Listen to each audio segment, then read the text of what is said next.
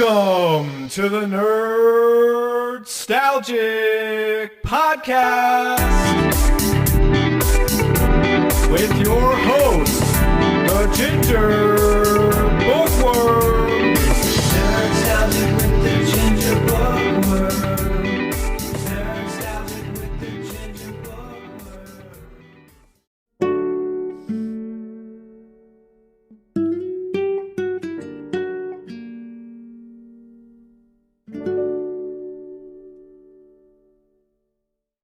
Howdy beans, and welcome back to another exciting episode of the Nostalgic Podcast. I'm your host, Luke the Human. Hope you're doing well. Hope you're all good, as per usual. Before we get into today's topic, I want to do a bit of housekeeping, because I like to keep my house so clean.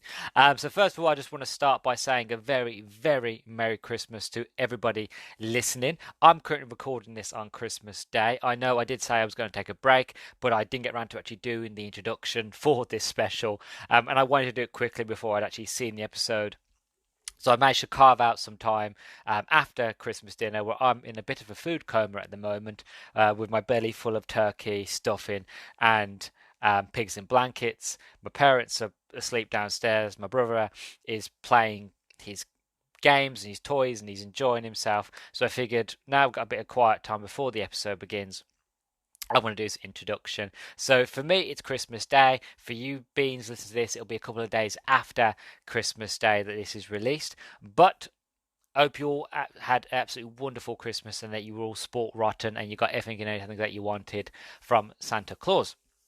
Also, as a bit of a late Christmas gift to me, if you haven't already, it'd do me a solid and do me a favour, and I'd really, really appreciate it if you follow me on Twitter at nostalgic_pod, or you can like, comment, and subscribe on this video and all the other videos that I have on YouTube, and leave me a subscribe. That would do me greatly. Currently, as recording this, I think I've got about 130 subscribers, so maybe see if we can bump it up to maybe 135, maybe 140 before New Year's end and start of January, so it'll be lovely. Anyway, so today's topic, what we're going to be talking about, is the brand new Doctor Who special with Ncuti back as the Doctor, as the 15th Doctor, or as I like to think him as Doctor 1 now, as the show's been kind of lightly rebooted with a new Doctor. But Ncuti was here in the church on Ruby Road. I'm really, really excited because, we've had Doctor Who Christmas specials with Jodie Whittaker, but the last Doctor Who Christmas special that was on Christmas Day was Twice Upon a Time with Stephen Moffat and the 13th Doctor, Peter Capaldi, and that was the 25th of December 2017. It's been a long time since we've actually had a Christmas Day special. We've had a Christmas specials, but not something special about a Christmas Day special. It's just something, I don't know, it's just something lovely. I'm the only Whovian in my family, so we never really get to share it with my family. But there's been a lot of other Christmas specials that, we sit around as a family, we sit and watch, like Mrs. Brown's Boys, that sort of thing. And it's just something special about being with the family, coming together and watching a Christmas special together. It's a lovely feeling. So it's been a very, very long time, so I'm excited for that. My hopes and feelings towards this special is, I don't know what to expect, other than I just really, really hope it's good, which I have no doubt it will be. Like I said, if you listen to my review of The Giggle, at the end of it, I mentioned my thoughts and feelings on Ncuti. I was actually surprised to see how much that we actually got of Ncuti as his transition as the Doctor. We managed to actually see quite a bit than what we usually see. Usually we get the regeneration, and then it's just like, oh my god, and they run around the TARDIS, TARDIS explodes, and then it ends, and we'll see the Doctor at Christmas, and then we have to wait till Christmas to actually get a sense and feeling of who the Doctor is. Whereas we've already seen Ncuti run around and interact with himself and interact with the toy maker, so I'm looking forward to seeing what Ncuti's like, how his Doctor's like. From seeing at the trailer, he looks so full of confidence, so full of cheekiness, charisma, that sort of thing. He just looks sprightly, ready to, yes, I'm fit, I'm young, I'm the Doctor, boom, let's go. And that I really, really love. I'm also looking forward to the Goblins and the Goblin song and the Goblin King. I've already been listening to the Goblin song many, many times on Spotify. It's a banger, it's great. I never thought I'd ever be excited to see a musical in Doctor Who, but now that we're potentially going to get one tonight, I want a musical every year. But then again, we had it with Neil Patrick Harris as a toy maker couple of weeks ago in the giggle, and he had his little Spice Up Your Life with the Spice Girls. Wasn't really a musical. He was lip singing, but even so, having that just thrown in there, like I remember that when I watched Unleashed after the episode, I remember Russell T Davies mentioned like it just there's something about like 90s, early 2000s music that just fits so well into Doctor Who that when it appears, it's just like, yeah, it just makes sense that this song wasn't written for this scene, you know. Which I love. So I'm glad that we've got brand new music, and we've also got more music from Murray Gold, and this whole Goblin King great is fantastic. Obviously, as well, we get this whole idea of the new companion, Ruby Sunday, which I still can't get over how silly the name is, but hopefully the name will grow on me. But yeah, we find out who Ruby Sunday is and her whole origin story. We've had cryptic things in the trailers of like a woman in a cloak carrying a baby. Now that could be Ruby, that might not be Ruby. We don't know. My theory is that it is. Who this cloaked woman is, we don't know. All we know from the trailer is that Ruby got her name from the church that I think the church that she was left at. So she was left on Ruby Road. So her name's Ruby, and I would imagine that it was probably a Sunday when she was left. So Ruby Sunday. That's probably what I don't know. I'm just guessing here. We'll find out tonight. But maybe. But yeah, we have this whole idea of who a companion is, and we'll find out then, and they'll go off on their adventure. So there's a lot to look forward to. I have a bit of a theory, or shall we say, I have a hypothesis, that this new series, and maybe it's just for series one, again, we don't know yet, and my brain doesn't stretch that far, sadly.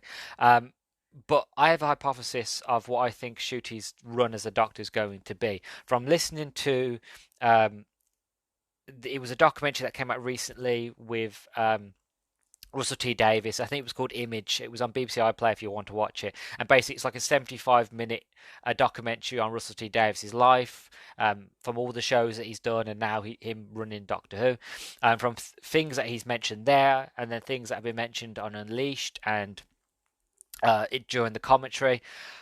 My hypothesis and this theory that I've started to put together is that I think we're going to go into a fantasy renaissance, that we're going to go into a fantasy era of Doctor Who. What I mean by that is it started off with David Tennant in The Wild Blue Yonder, when he did the Salt, and that at the edge of the universe, he basically let open, and it was admitted, and we found out in the giggle that because what he did with the Salt, that let a gateway in for the toy maker to come in to mess around and play, which then started the whole fantasy side of the toy maker and what the toy maker can do. But at the end of the giggle, the toy maker says that you can't defeat me. Well, I'm paraphrasing, but something along the lines of you can't defeat me. I'm basically inevitable. My legions are on their way. They're coming. And then obviously we get the stuff with Beep the Meep as well, because I'm going to go tell the boss, blah, blah, blah. I have a theory that the 14th Doctor doing the Salt has not only left the toy maker in, but he's also let in the idea of play, the idea of fantasy, the idea of what's real and what's not. He's blurred the lines between fact and fiction, basically. And so that I feel with the goblins, because goblins, goblins are very fantasy, very sort of cryptozoology, that sort of thing, mythical creatures. Who's to say that the Doctor doing that at the edge of the universe, that he didn't also let in magical, whimsical creatures, fantastic beasts, that sort of thing, that we're going to see more goblins, that we're going to see more fantasy creatures, we're going to see ghouls, goblins, and different types of monsters. And who's to say, like we've had it before in Classic Who, so who's to say that whatever David Tennant's 14th Doctor did, that it's let in the goblins, that they steal children, that sort of thing. And it's just a guess, it's just a theory, but I would say 90%, 95% feeling that I am correct, that what we're going to get moving forwards with Ncuti's Doctor is going to be very fanciful, full of fantasy, full of epic adventures. Like we already, like, not to say the Beatles are fantasy, but we already know that there's going to be an episode focusing around the Beatles and stuff like that. So who's to say there can't be more fanciful sort of creatures that will come in? And we all know about the Yellow Submarine and Puff the Magic Dragon. I'm trying not to be obvious, but you know what I'm talking about if we're on about the Beatles here right now. Who's to say that they can't go on a bit of psychedelic journey that takes them to some sort of fantasy land and creatures? I don't know. It's all thoughts and theories and that sort of thing at the moment. But I like this idea that Shutigawa is going to be the fantasy doctor. He is going to run into potentially to dragons and goblins and different types of monsters.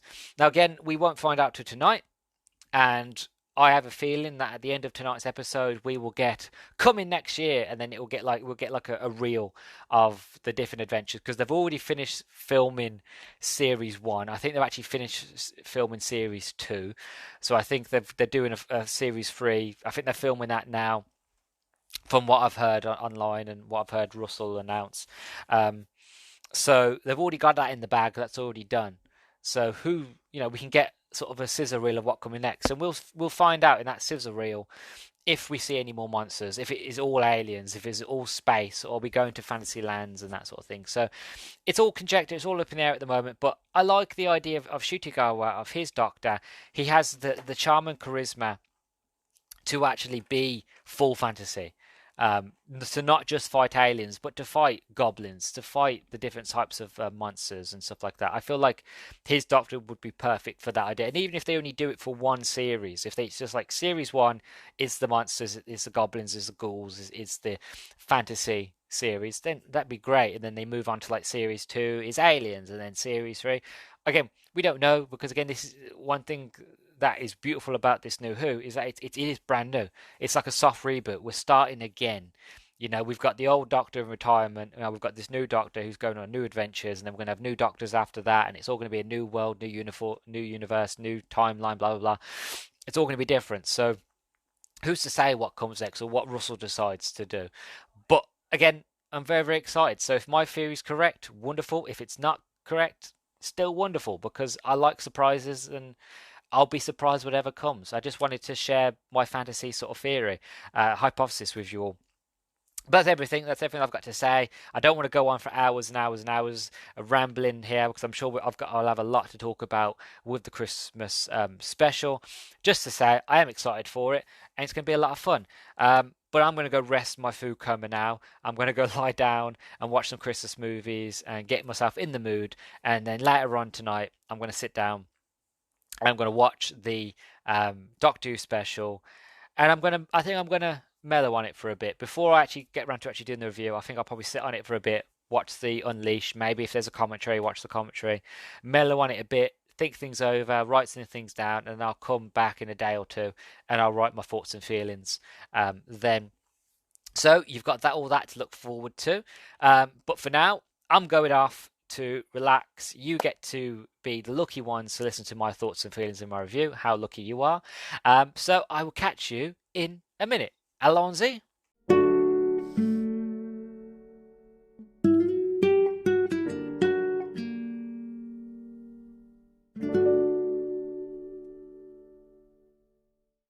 So I finally feel like I'm ready to talk about the Christmas special. As I mentioned in the introduction, or you might have seen on Twitter, I did say that because the episode was coming out Christmas Day, that I wanted to basically spend time with family and watch the episode, and the review would come later. But also, after watching the episode, I realised that I wanted to take my time with it because this is the first time, really, that we've seen the new Doctor, Shutigawa, in action in a full length episode, that is, anyway. And even though with the specials, I did them like straight away. As soon as I watched the episode, I recorded and I got the episode out as soon as possible. It was easy to do that because it was Dave Tennant. Even though he was still playing a new Doctor, he was still David Tennant. I knew his Doctor, and I quickly got a gist and a feel of what this Doctor was going to be like. And from going from there, I thought it was easier to jump into it and just be like, yeah, X, Y, and Z, and I like this and I didn't like that, blah blah blah. It was a lot easier. Whereas with shooting, it's all up in the air. We only got a few minutes of him at the end of the giggle, so we didn't get to see him properly. And then we only really got seen a little bit in the sort of trailers. So I wanted to take my time with this episode. I wanted to ferment. I wanted to let it mold over. I wanted to really think about this episode, and I wanted to confer with other podcasters, other Doctor Who fans, people who I knew would like it, people who I knew wouldn't like it. Also, I wanted to watch Doctor Who Unleashed, and I wanted to watch the behind the scenes stuff they release on YouTube. And I'm not long finished the commentary of the episode with Russell T Davies, Millie Gibson, and there was another bloke, I think Phil Coulson. He was there as well. So I wanted to get all those extra bits of information and really sort of write my notes as best I can of the things that I liked and didn't like, and to add, because I literally, it's now the 27th of December. Obviously, I've recorded the introduction on Christmas Day on the 25th. So since then, I've written my notes and I've added things. I've taken things away from cross talking with other people. I've added things. So I've got a lot to talk about. So I'm glad that I took my time to really think this episode through, because you need to. Not just because it's a Christmas special, because it's the first time we properly see Ncuti Gatwa as the Doctor. So you need to take your time with it. You can't just rush into these things. You've got to really let it ferment. And as you should do with any new Doctor, whenever you get a new Doctor, you should let it sit with you for a bit, and then, especially if you're going to be reviewing, for this example, you should really let it ferment of any new Doctor or any new character before you really start getting into it and talking about it. So that's what I wanted to do. So I just wanted to kind of explain as to why it's been a few days since I said I was going to do it, and it's coming not later, but a little bit later on than when the episode's aired, instead of airing it on the day, because again it was Christmas and because I wanted to mull things over. Anyway, so my first impressions of this episode, and I want to be completely honest. I just want to say that now, as I am with all my reviews, I try to be as honest as possible. I try to be true to my opinion, stick to what I say, because I feel like if I'm honest, then at least I am fair to everybody who's listening. So some people might disagree, some people might agree with me here, but honestly, my first impressions of this episode was it wasn't the best special there has ever been, not by a long shot. It wasn't the best, and it was special, but I still liked it. But this is the thing, I liked it, but I didn't love it. It was good, but it wasn't great. And I'm going to break down sort of this review into the good and the interesting, and the not so great parts, which is the bad parts, the bits I didn't like. And they're quite even. I've got good points here that I'm going to talk about today, and then we're going to get into my final thoughts. But my overall first impressions is that, I liked, the new Doctor. I liked Millie. I thought it was fun. I thought it was interesting. But is it better than, seeing David Tennant and Rose in the Christmas Invasion? No. That was better. A lot of the Christmas Carol one was good with Matt Smith. I think it was Christmas Carol. Obviously, Journey's End and all that. There's so much better Christmas specials out there, but I still liked it. I'm still interested to see where the series goes. I'm still interested in this Doctor. I haven't lost faith. I haven't lost any sort of love for the character in the series. I'm still interested. I still want to sort of keep watching. It's just that it wasn't as good as what I'd hoped it to be. And I've said this before many times, like hope and hype kills a lot of things, because with hope and with hype, you kind of get to the point where you think, oh, I want it to be this, I want it to be that, or this character, or this person, or this thing's going to happen.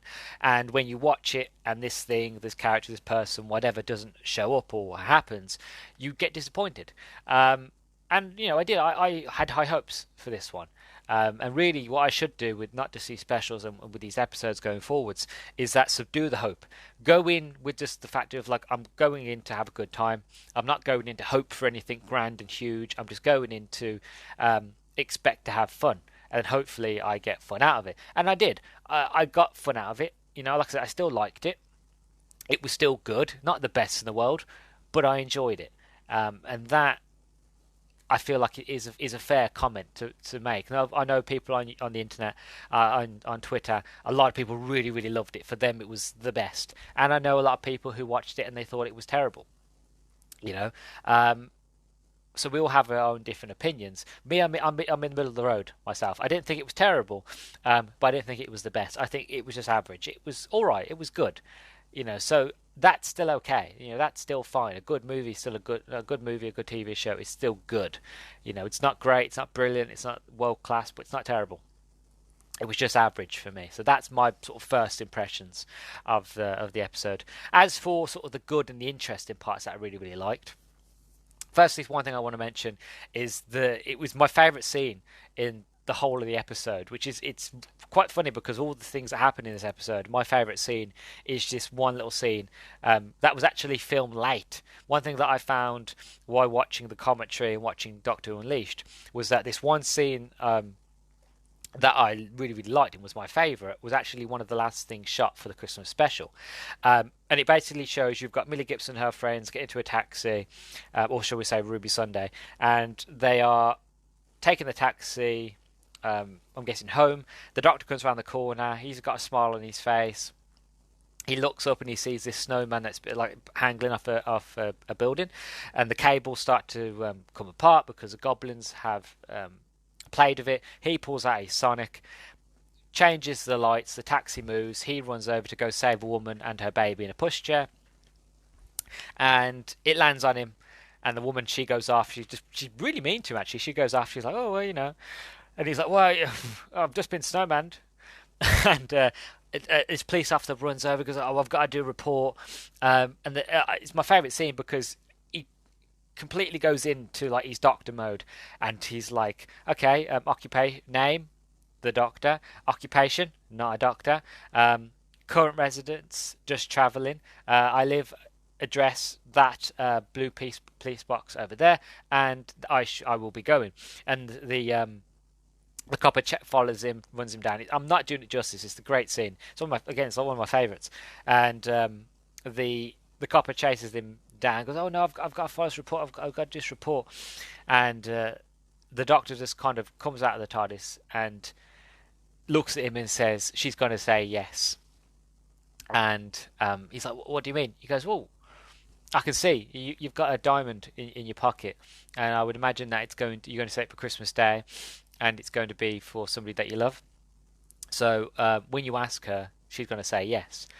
And it's quite a lovely scene. And then the Doctor gets into the TARDIS, flies off, and the guy goes off really happy, throws away the report ticket, like, forget that.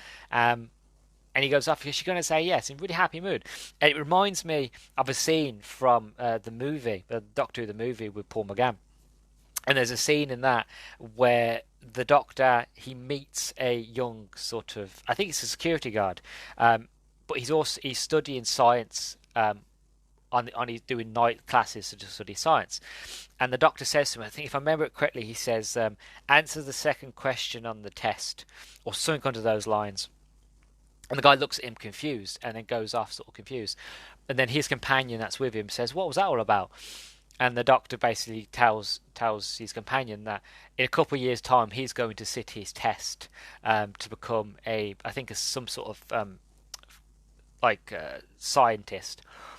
And if he doesn't do right on the test and gets that dream, he never invents this technology. And I'm going to meet him in a few years' time, so I just want to make sure that he gets that dream. And it reminded me of that scene. I don't know if it's like Russell T Davies is doing a connection with that, because it was never mentioned anywhere. But that's what it reminded me of that scene between Paul McGann and the security guard. And then obviously you've got Shooter Goer, his Doctor, and this police officer. It was a lovely little scene. It's, like I say, it's my favourite scene in the whole of the episode. Another thing I want to mention is the fact that my fantasy theory was correct, or I think it was at least correct. It's still hypothesis theory because I haven't been proven correct, yes, but I feel like it is, because in this episode the goblins run off the language of luck, of coincidences, and things like that. That's what they run off. They run off those sort of things. It's still very fanciful. It's like a new science. So I feel like with the whole idea behind luck and consequences and stories and stuff like that, I feel like we're going to see a lot more fantasy creatures, and especially with the goblins and the Goblin King and all that. It just, as I was watching it, I was going, yeah, I have to be on the right track. Again, it hasn't been proven yet. I still got to wait for a couple more episodes, so I feel like it's going to be proven right. But I feel like my fantasy theory, I'm onto something here. Just listen to the language and listen to the writing that is being produced about this in this episode, as well as what happened in the Giggle and in Wild Yonder. I feel like there is something towards this theory behind fantasy. So I'm getting closer to a theory because it's getting closer to being proven right. If I feel like it is anyway, but we'll see that we'll get there in due time in May next year. But I have a theory, a feeling, shall I say, that my hypothesis is true. But I really like that. I really like that. Just, I wanted to mention it because it's really affirming of like, yeah, I think I'm on the right track, and I just wanted to boast about it. Obviously, let's get into the nitty gritty of it. Shitagawa as a doctor is incredible. I really, really love his chemistry, not just with Millie Gibson, but also the fact of this. One thing I really love about Shitagawa, and the reason why I love him so much in Sex Education, the reason why I love Sex Education so much, is because he is so charismatic. He just has this air to him that he just pulls you in, that even if he's having a really happy moment or a sad moment, you relish in that happy moment with him. You go really sad and somber when he's sad and somber. He has this way of pulling you in, and it's so infectious that whenever he's on screen, I'm straight away, I just go Google-eyed. I'm just there with it. I'm in the pocket, I'm in the scene, I'm there. And it was weird because I had the problem, I've mentioned it before, when I went from like Christopher Eccleston to David Tennant. And don't get me wrong, I love David Tennant, and he pulled me in quite quickly. But when I went from David Tennant to Matt Smith, even though I like Matt Smith now, I stopped watching Matt Smith because I was like, he's not David Tennant. He didn't pull me in, and it took me a while to see some later episodes to see what his Doctor evolves into, to want to go back and to watch them all and actually fall in love with him. And it was the same with Peter Capaldi. It took me a while to get in love with them, to like them.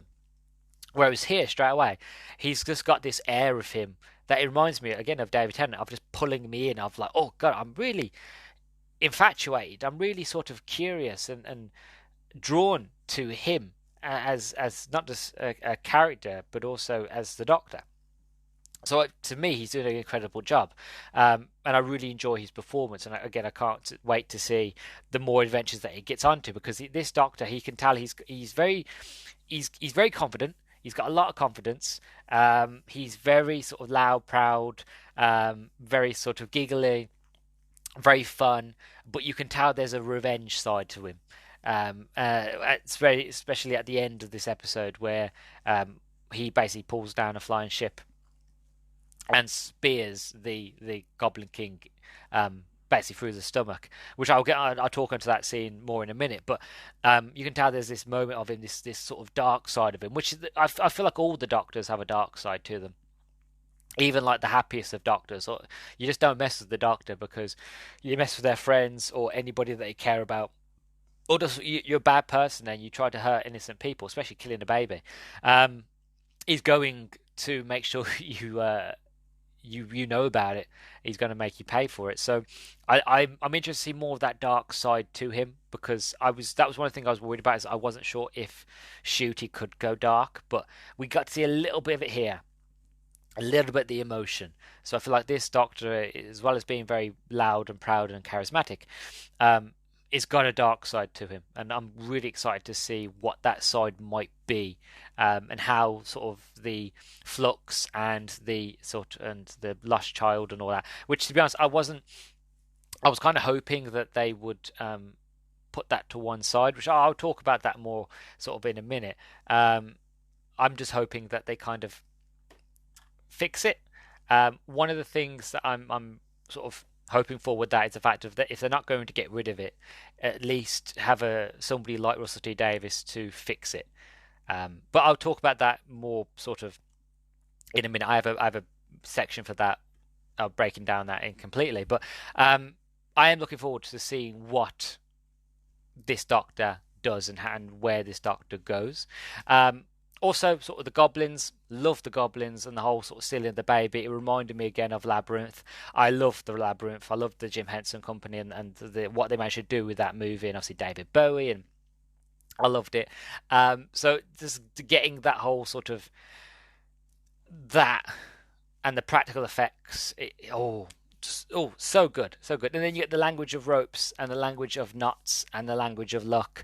These new sciences, like it's all fun. Like this is what a Christmas special should be, not just a Doctor Who special, but this is what a Christmas special should be. It should be full of magic and wonder and whimsicalness and silliness, and it doesn't need to be serious. You know what I mean? So I enjoyed it sort of for that sort of thing. Again, Ruby Sunday, Millie Gibson. I love her lore and her cryptic backstory. Again, who is the woman that is carrying her to the church? I thought it was Mrs. Flood at first, which again I'll talk about her near to the end. But we just don't know. So I'm interested to see her lore and her cryptic sort of backstory. I'm quite interested to see more of Millie Gibson.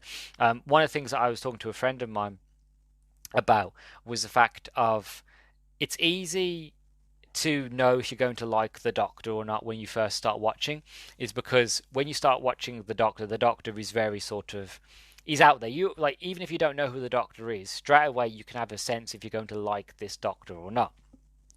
And that's kind of the wonder of 60 years is the fact that you have many Doctors to choose from. We all have our favourites, but it's easier to feel to have a gauge if you're going to like a Doctor or not. Whereas a companion, it's a bit harder because with a companion you have sometimes you just have a companion, but then sometimes you have somebody who is like Clara, who is a lot more sort of there's a lot bigger arc to her story, a lot bigger sort of background and crypticness and mysteriousness that you slowly have to weave and figure out as the series goes on. And it's the same here with Millie. It's a fact of I'm interested to see what she.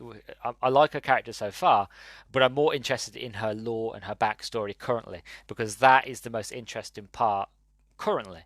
Now, not to say that when we see her back in May that she won't get more interest in herself. Of course she will, because again we've only spent one episode with her, so of course she'll get more interesting as we go on. But currently, I like her as a character. I like her as a companion. She's interesting.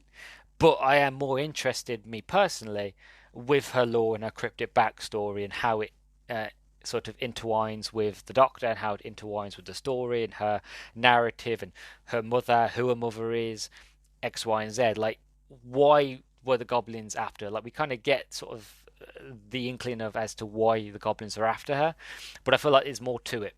And especially, I think it's going to something to do with Mrs. Flood as well.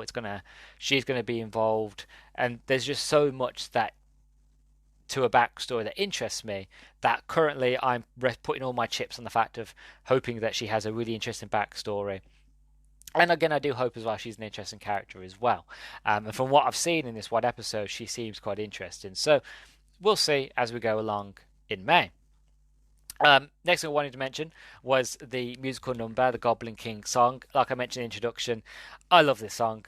I really I had a lot of fun with it. I've been listening to it over and over, and even now when I watched it fresh for the episode live, and when I watched it for the sort of the commentary, I was still sort of jamming away to the Goblin song. It's really catchy, really catchy. And again, it pulls you into the whole sort of Christmas thing of it. You know, because again, I've seen Labyrinth at Christmas time. I think actually Labyrinth was on Christmas Day as well. So it is one of those sort of festive sort of goblins and stories and stealing babies and very festive, isn't it? But as well with the music, the practical effects for the goblins, the Goblin King was incredible. Again, this is why I love watching the behind the scenes, because we actually get to see that it was like they tried to use as less CGI as possible. They built the huge set for the ship. All that was one huge set. They had people in character actually in prosthetics as the goblins. They had a real huge Goblin King. He had like about 3, 4, I think maybe even 5, 6 puppeteers. One doing the body, one doing the eyes, one doing the eyebrows, the hands, the mouth, all that. They did little touch ups here and there with CGI to kind of make it a bit more real. Kind of again like they did with Beat the Meep. where they had a huge real life prosthetic puppet of the Meep, but obviously used little touch ups and CGI to kind of really get those facial features in, sort of the extravagant features of the Meep. And same thing here with the Goblin King, which I love. You can really see where the Disney money is in use. Disney's like, yeah, here's a blank check, do what you want. Obviously, they've still got some constraints, but it's very much the fact of Doctor Who has a proper budget with a proper backer behind it, like something that the BBC couldn't properly back and fund. And now you've got somebody like Disney, where it's like, yeah, they have the money, they have the moolah to back a sort of endeavor like this. So I'm glad, because it means that they can do a lot more practical effects and only really do CGI when they need to. And I love that. And I've talked about it ad nauseum many times, with the fact of why practical effects are better than CGI. No matter how good the CGI is, within 10 to 15 to 20 years' time, that CGI will look pants compared to if you did it practically, it will always look good because it was real for the time. And it still looks good 10, 20, 30 years in the future. So I love that. So again, completely love the goblins. Great. And then one more thing I want to mention that I really, really enjoyed was that the Doctor pulling down a flying ship with his bare hands and then skewers the Goblin King with a church tower. Very sort of S to Little Mermaid, where Ursula got pierced in the stomach by the ship. It's so metal. It's so awesome. It is like, only if they just had like really hardcore rock music, then like proper deep hardcore metal music, then for that scene as it was coming through, like oh sort of thing. I would, I love it. It's great. But again, it just shows the fact of this Doctor. He's kind of, again, I'm using David Tennant as an example, but where David Tennant basically figures out at the end of Christmas Invasion that he's a doctor that gives no second chances. He's a one chance person. You don't get a second chance. And I'm not saying that this Doctor is the same. It's more just the fact of there is a dark side here. The fact of he's going to save the baby any way he can. His gloves that he's got, that he's invented, are going to break. So he basically just decides, I'm jumping off this tower. He jumps off the tower, pulls the ship down, and the sort of the Goblin King gets skewered. And you had all the little goblins screaming, and then the Goblin ship disappears. Which again adds to the fantasy side of it. Go, what is it? What does it disappear? Why does it not stick around? Where does it go? Will we ever find out? You know, obviously it's never answered, never mentioned, but it's one of those of like, is there something more to this whole fantasy side of it?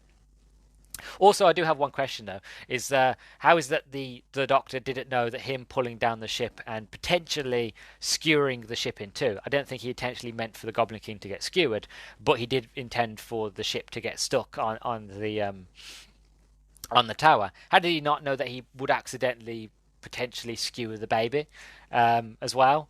Just a thought. It's a cool scene, but it's very much the fact of, well, what if he got the baby? What if he got unlucky and the baby got skewered? Or the fact of, as the baby was falling, he wasn't able to get there in time, and that's it. Goodbye, Ruby Sunday. He has to go back in time and fix it again, like Groundhog Day. Um, so this was the things that I was thinking about when I watched it live. It really made me think. But those are the things anyway that I really loved, or that I found interesting, things that I'm going to keep my eye on, and things I'm going to still think about, and that I enjoyed.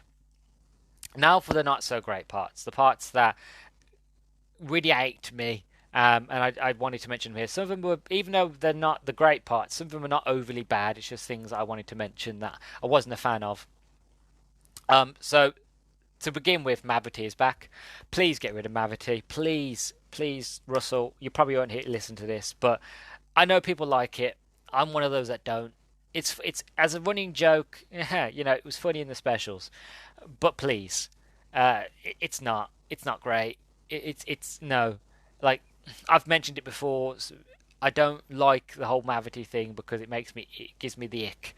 It was funny as a little joke, but it would be nice for this Doctor, even at the end of his series, or if we're going to keep it for the whole of Shootagarwa's run, then at least at his very end, at the last ever episode he does, at the end of the very last series, he goes, I've got to fix a few things, and he goes back in time and then he sees Isaac Newton, and he's like, "Look, by the way, it's gravity, not mavity." Um, or even maybe just have an whole episode dedicated to Isaac Newton. Isaac Newton is a fantastic and interesting individual. So maybe go back and actually have a whole Isaac Newton gravity sort of mavity episode, and then at the end of that episode, retcon it, fix it, be like, look, by the way, just want to mention it's gravity, or sometimes the fact of the Doctor goes back with Millie, and the Doctor keeps using the word gravity instead of mavity. And maybe Isaac Newton goes, "Oh, that word you kept using, gravity. I really like that." And then, like, maybe if just a little wink that the Doctor gives, and Millie gives a smirk, and they kind of get in the TARDIS and go, and then from there it's fixed. Yeah, I don't like mavity. I don't. It gives me the ick. It really, really does. Like, whenever I hear it, I'm like, oh God. I know, really being nitpicky here, but when he said mavity, the Doctor said mavity, I was like, oh God, please, no, my worst fears is true. So yeah, the mavity is back, which I'm not excited about, but I'm sure it might grow on me, it might not. I hope it does because it still gives me the ick every time I hear it, but we will see what happens. Anyway. I don't like the Doctor Sonic. Russell T Davies did say in his commentary of the episode that that's one of his favourite Sonics. Fair play to him. If he likes it, he likes it. I don't. It reminds me of a Gallifreyan TV remote. Like I've said this before, but it reminds me of what you would expect Gallifreyans to use to watch TV, like a universal remote sort of thing. It doesn't look or feel like a Sonic. It might be able to do the things a Sonic does, but I can't have that look at that and go, that's a TV remote. You know what I mean? So I don't understand why they changed it. And to be honest, one of the things I found for most people who I spoke to online, majority of them didn't like the Sonic. I actually don't think I talked to anybody who did. I think we all sort of laughed together when we was like, yeah, it looks like a TV remote. It doesn't look good at all. Again, it might grow on me, but we'll see what it does properly. We'll see if there's more to it than just looking like a TV remote. You know what I mean? So we'll see. But again, we all have to wait till May to find out. And then one sort of long thing that I wanted to really talk about. I was talking to my friend Ebony from the Film Spark podcast, and she mentioned a great point. Something that I didn't notice until she mentioned it to me. And I'm quoting from what she wrote me. She goes, "It feels like there was an episode missing. That there was no finding himself. There was no him trying on new clothes, finding his personality." And basically what Ebony's referring to there, and one thing that I actually agree with here, because I had the same sort of feeling, was the fact of when this episode starts, the Doctor is already the Doctor. There's no sort of regeneration or sort of confusion. There is no sort of him finding who he is. Am I a good Doctor? Am I angry? Am I happy? Am I mad? Am I silly? Am I stoic? Am I, who am I, basically? And that's a running thing with all the Doctors, because whenever a Doctor regenerates, you have that moment of sort of amnesia of who am I? What kind of person am I? So that's sort of figuring out who they are. Then when they figure out who they are, they figure out their style, their fashion, finding out their new clothes, what they're going to wear. There was none of that. It feels like there was an episode or something missing. Like he'd already been on adventures and had already established himself by the time we meet him in the Christmas special. And for me, now thinking about it, and from when I was talking about it with Ebony, it does feel that way. And I miss that whole sort of thing of like that's what I was looking forward to, was that his Doctor coming in, not like still being in the boxers and in the shirt, and he comes in to save the day, and as he comes in to save the day, he's like, oh, this won't do, and he goes off and finds an outfit, and he puts an outfit on, and he really likes it, and then he goes off and saves the day with Millie, and he figures out slowly who he is. In this, it feels like he's already established. It feels like I'm jumping in a few episodes ahead, and it feels like I've missed a few episodes or an episode or two. That's what it feels like to me. It already feels like he knows who he is, his personality. It feels like he already has a sense of his style. Um, and my theory is there's the possibility, the reason we keep seeing him in different outfits at the beginning of this special, for two reasons, is because either one, he's finding his style there. So whenever we see him at the beginning of this episode, as he's basically following Ruby around, he's in one outfit, then he's in another outfit, then he's wearing a hat, then he's wearing like an orange like jumper top with a brown sort of blazer that he's wearing. Then in one, he's wearing like not a knitted vest. What is it?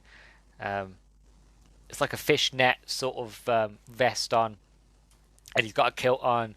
And then there was another one where he's wearing like a biker jacket, and he's got a kilt again. And it's, in my mind, it's the very fact of maybe that is him finding his outfit. Maybe as he was following Ruby around and wondering why she was so sort of, why the goblins were so interested in her, that was him finding his outfit, his style, maybe potentially. I don't know.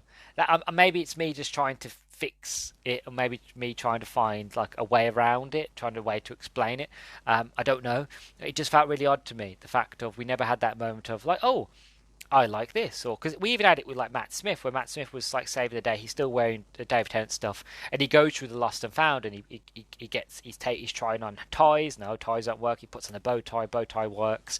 He puts on this shirt, this jacket, blah blah blah. And then by the end of it, when he says I'm the Doctor, he's wearing his outfit that he goes on with for the rest of the series, and so on and so forth. So maybe that option one is that he's finding his style there. Or two, these are future incarnations of the Doctor coming back to check on Ruby in her past, his future.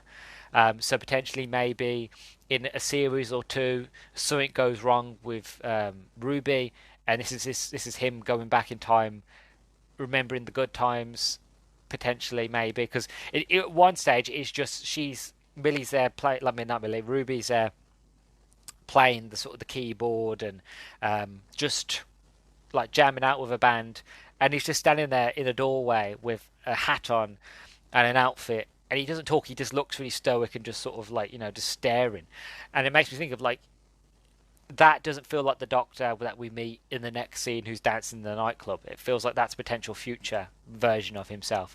Maybe again, it could just be me with these 2 points just trying to fix it or trying to find a way around it. I don't know. But it just feels very strange to me, the fact that we never got that moment. It just feels like an episode is missing, and that was my biggest thing take away from the episode. And it wasn't till, because I felt like there was something missing, but I couldn't put my finger on it. It wasn't until Ebony mentioned it, I was like, oh god, yeah, that's right, that's what was missing. There was no find yourself. It was just the fact of I'm the Doctor, that's who I am, I'm me, I've always been me, I've always had this personality. Adventure starts. I'm like, no, I kind of wanted to see that sort of evolution. I wanted to see him grow.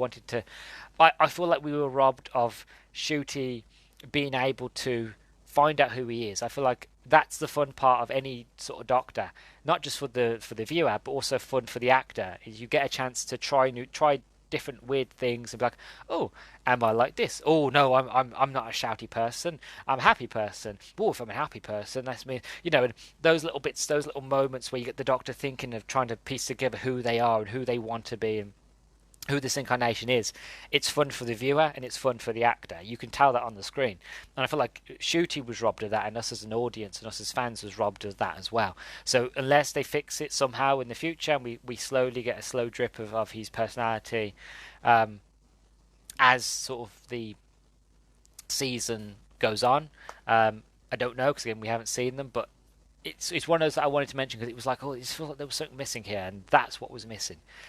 It was that whole sort of find myself moment, which is a shame, but it is what it is.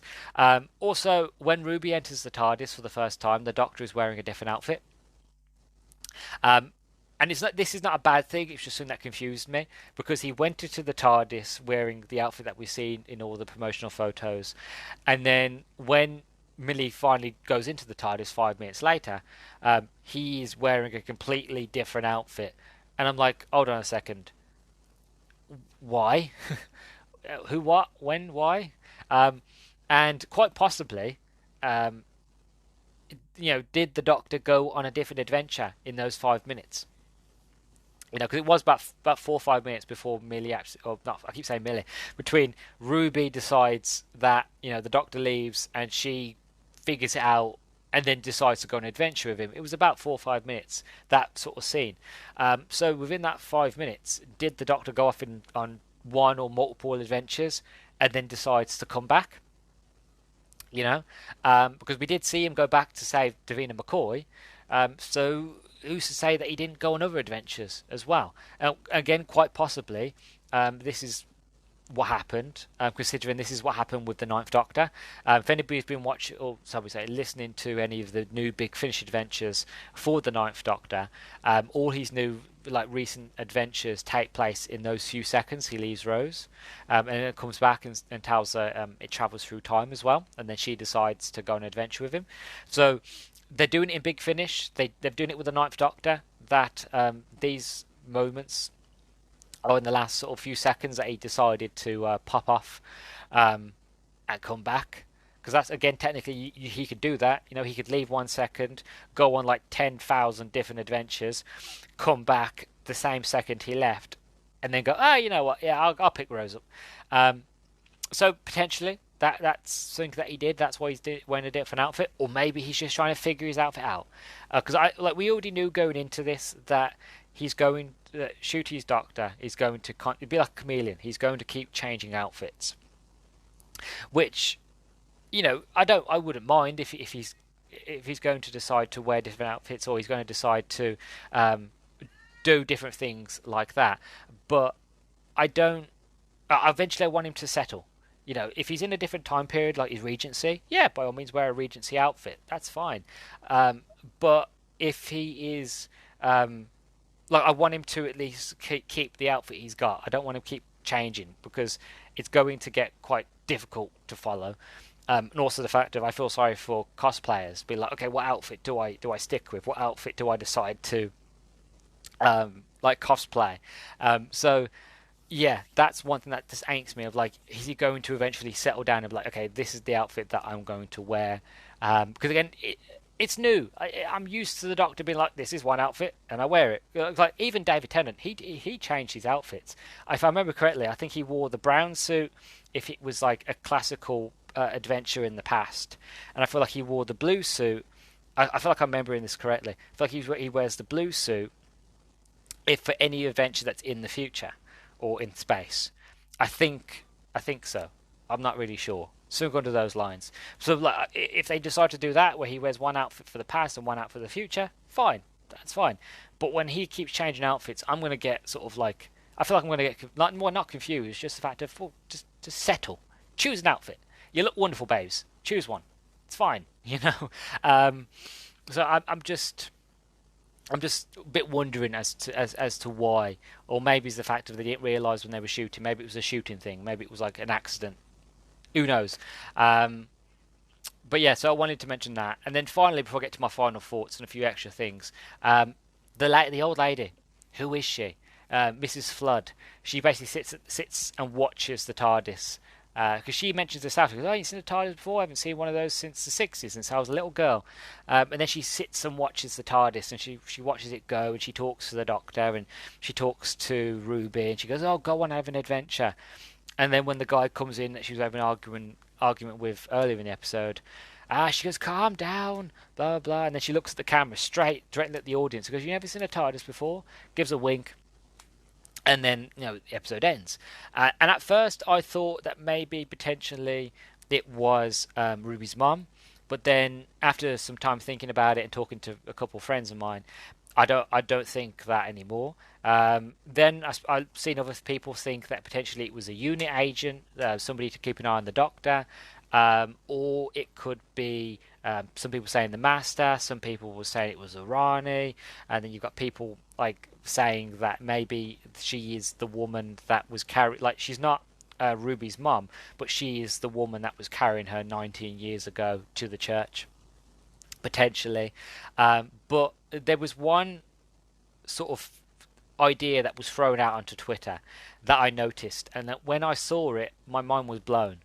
Um, so my leading theory now, from looking into it and what I feel like would be a good idea, and I'll explain as to why.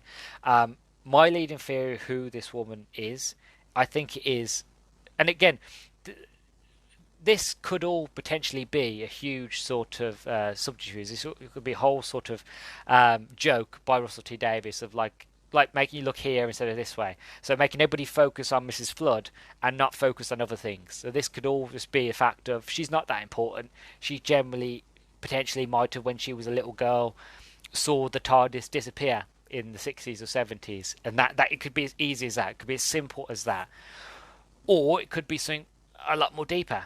So it could be a joke by Russell to make us all look in one direction instead of looking elsewhere. But I think that this old lady is the meddling monk.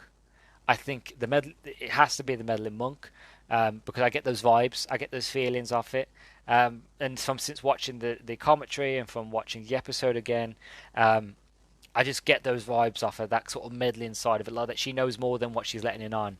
And also, it would make sense as well, because Russell's already mentioned that he wants to bring back classic villains that we haven't seen for a very, very long time, like the Celestial Toymaker. Another character we haven't seen in a very long time is the Meddling Monk. The Meddling Monk is still around and played by voiced by Rufus Hound in Big Finish, but we haven't seen the Meddling Monk on screen for a very long time.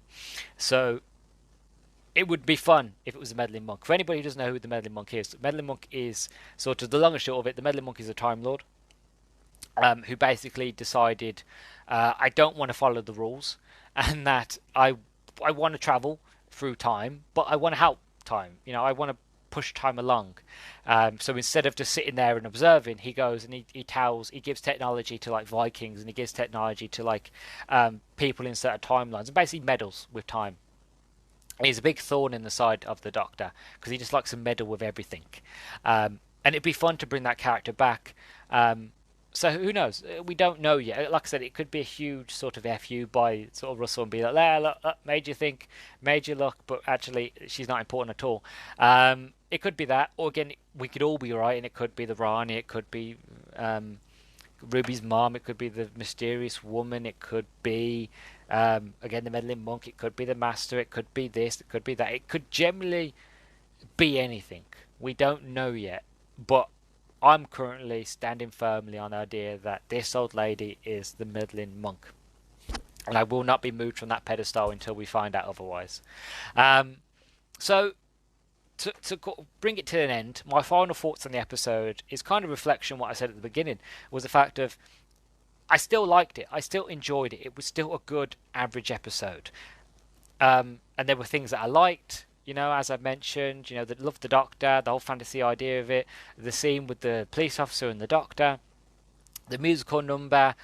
Didn't so much like when the Doctor and Ruby started singing, but I was into it because I thought it's Christmas, musical. Go on then. Yeah, the Doctor can sing, the Doctor can dance, the Doctor can sing, But, the whole sort of the Doctor pulling down the flying ship and then skewering the Goblin King. Loved all these things.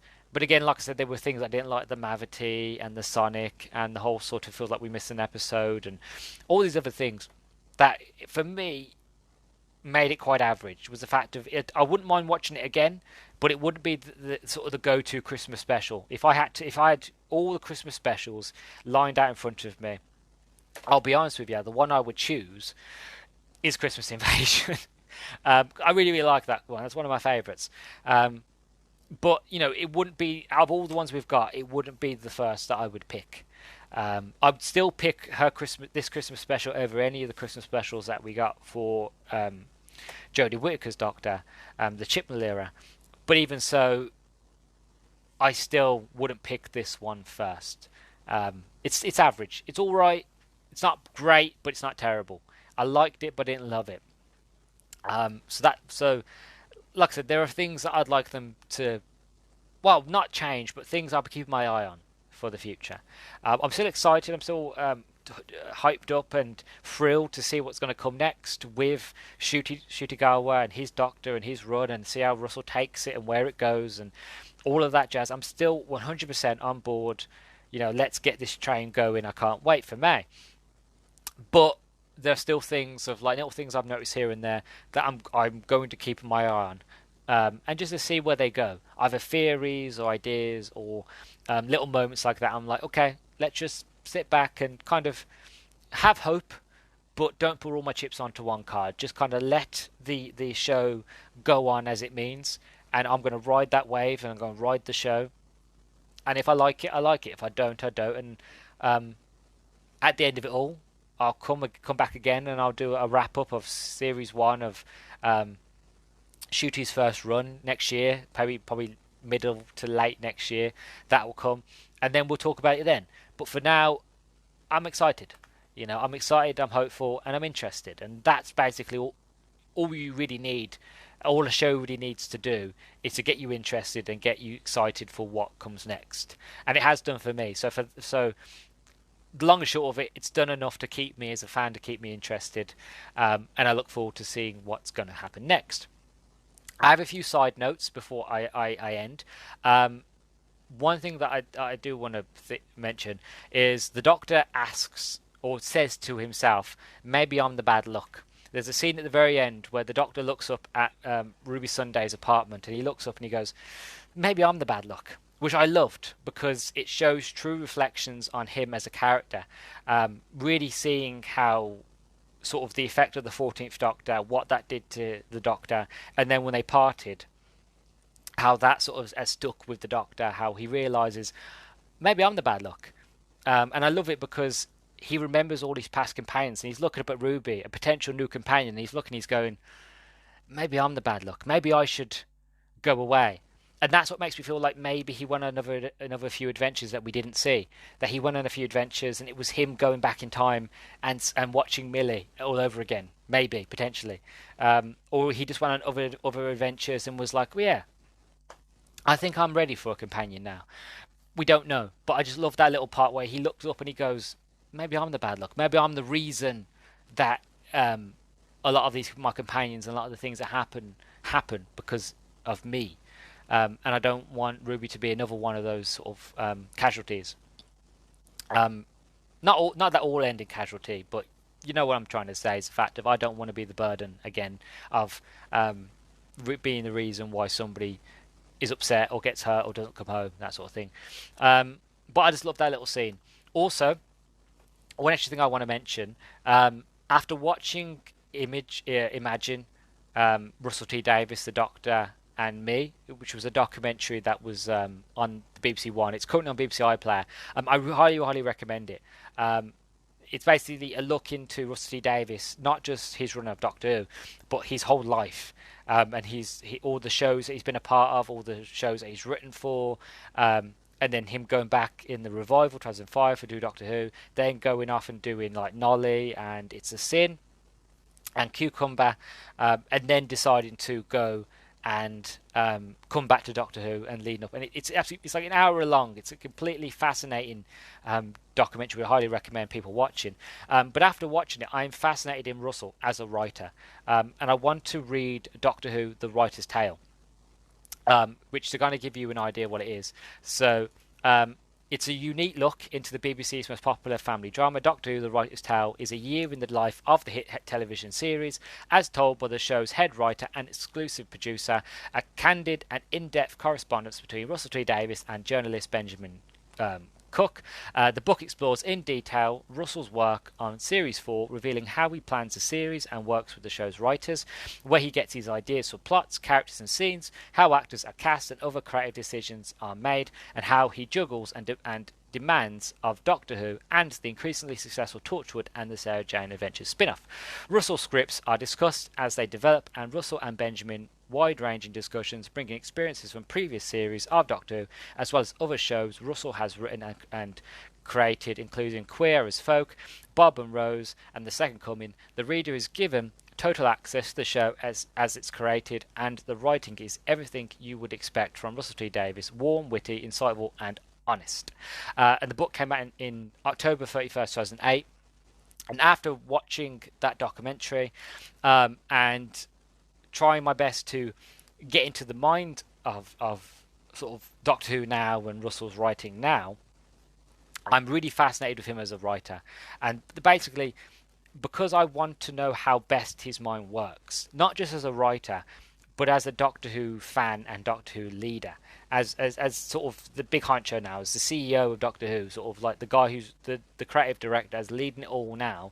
I want to get inside his mind, and mostly for myself, but also for these reviews, a real insight to the mind into the mind of the creator, basically, because I feel like I can better review Doctor Who going forwards, and Doctor Who in the past when I get around to actually reviewing Series 2 of David Tennant and Rose and the books and that sort of thing, to really get an idea of his sort of how he writes and how he writes Doctor Who and how he comes up with characters and scenes will best sort of predict not just what might come in the future, but whatever we do see what he talks about in the show as when it comes back next year in May.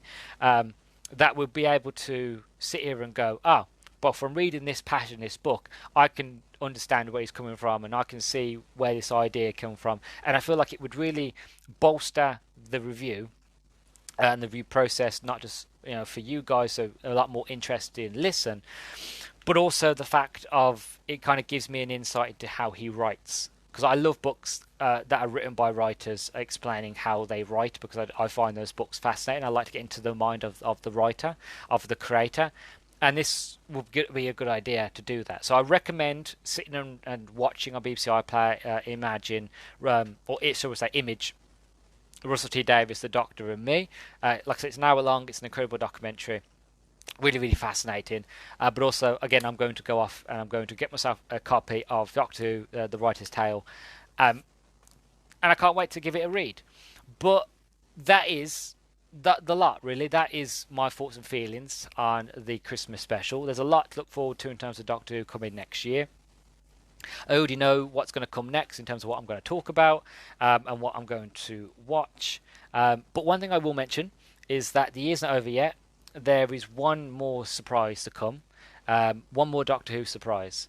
And I think you really, really like this one. And it's really fitting for the time that it's going to be released. And that's all I'm going to say on it. But you'll find out very, very soon. I promise you that. But again, I know Christmas has come and gone now. It's the 27th of December.